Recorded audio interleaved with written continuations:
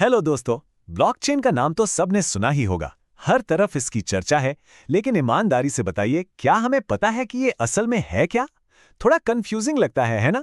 फिक्र मत कीजिए, आज हम इस टेक्नोलॉजी को एकदम आसान भाषा में समझेंगे। तो चलिए शुरू करते हैं। ये पूरा विश्लेषण इसी सवाल के इर्द गिर्द घूमेगा कि ब्लॉकचेन टेक्नोलॉजी ऑनलाइन किसी अनजान व्यक्ति पर बिना किसी बैंक या बिचौलिए के भरोसा करने की प्रॉब्लम को कैसे सॉल्व करती है।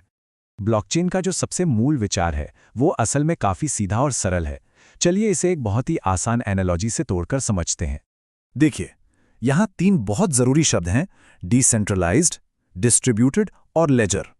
डिसेंट्रलाइज्ड का मतलब है कि इसका कंट्रोल किसी एक बॉस या कंपनी के हाथ में नहीं है। कोई एक अकेली अथॉरिटी नहीं है जो सब कुछ चला रही हो।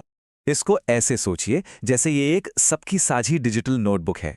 नेटवर्क में जितने भी लोग हैं उन सबके पास इसकी एक एक कॉपी होती है, और एक बार इसमें कुछ लिख दिया गया तो उसे कोई भी चुपके से बदल नहीं सकता। यही तो इसका जादू है ना कमाल की बात। तो आगे बढ़ते हैं और देखते हैं कि ये चेन जो इसका नाम है वो बनती कैसे है, और इसमें जो भी लेन देन होता है उसे इतना ज्यादा सुरक्षित कैसे रखा जाता है। और यही है ब्लॉकचेन का सीक्रेट सॉस। ये जो हैश की चेन बनती है ना, एक के बाद एक जुड़कर, यही इस डिजिटल बही खाते को टैम्पर प्रूफ बनाती है। मतलब अगर कोई धोखेबाज एक ब्लॉक को बदलने की कोशिश करे तो उसे उसके आगे के सारे ब्लॉक्स बदलने पड़ेंगे, जो कि लगभग नामुमकिन है। ये वाकई बहुत ही जबरदस्त सिक्योरिटी है। तो सवाल ये उठता है कि अगर कोई सेंट्रल अथॉरिटी या कोई बॉस नहीं है तो ये नेटवर्क सुरक्षित और ईमानदार कैसे रहता है? आखिर इस पर नजर कौन रखता है? ये कंपैरिजन चीजों को बिल्कुल साफ कर देता है। देखिए, एक तरफ है हमारा पारंपरिक सिस्टम, जैसे कोई बैंक। उनका एक मेन सर्वर होता है। अगर वो सर्वर डाउन हो गया तो खेल खत्म, सब कुछ रुक जाता है। इसे कहते हैं सिंगल पॉइंट ऑफ फेलियर। लेकिन ब्लॉकचेन में पावर हजारों कंप्यूटर्स में बटी होती है। एक कंप्यूटर बंद भी हो जाए तो नेटवर्क पर कोई फर्क नहीं पड़ता, वो चलता रहता है। ये कहीं ज्यादा सुरक्षित है। अब नेटवर्क में सब लोग किसी लेन देन पर सहमत हों, इसके लिए 2 मेन तरीके या नियम हैं। पहला है प्रूफ ऑफ वर्क, जैसा बिटकॉइन इस्तेमाल करता है, जहां माइनर्स बहुत पावरफुल कंप्यूटर से मुश्किल पहेलियां सुलझाते हैं। ये सुपर सिक्योर है, लेकिन इसमें बिजली बहुत खर्च होती है। दूसरा है प्रूफ ऑफ स्टेक, जहां लोग अपनी ही क्रिप्टो को दांव पर लगाकर नेटवर्क को सुरक्षित करते हैं। ये तरीका काफी एनर्जी एफिशिएंट है। ठीक है, काफी सारी टेक्निकल बातें हो गईं।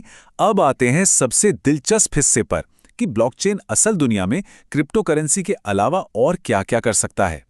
इसके इस्तेमाल के बारे में सोचकर ही दिमाग घूम जाता है। सोचिए, सप्लाई चेन में यह ट्रैक किया जा सकता है कि दवाइयां असली हैं या नकली।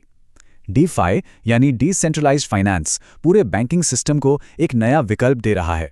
और एनएफटीज के जरिए डिजिटल आर्टिस्ट्स को आखिरकार अपनी कला का मालिकाना हक आसानी से मिल रहा है। और हाँ, ये कोई छोटी मोटी बात नहीं है।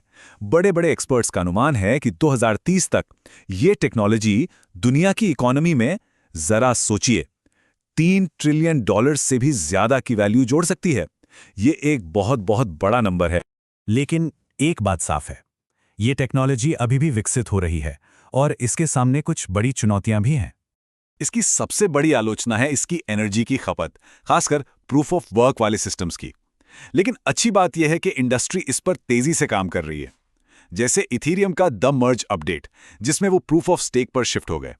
सिर्फ इस एक बदलाव से उनकी एनर्जी की खपत 99% से भी ज्यादा कम हो गई। एक सस्टेनेबल भविष्य के लिए ये एक गेम चेंजिंग कदम है।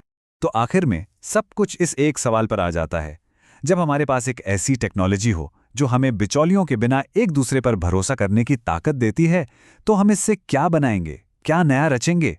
संभावनाएं अनंत हैं। इस बारे में जरूर सोचिएगा।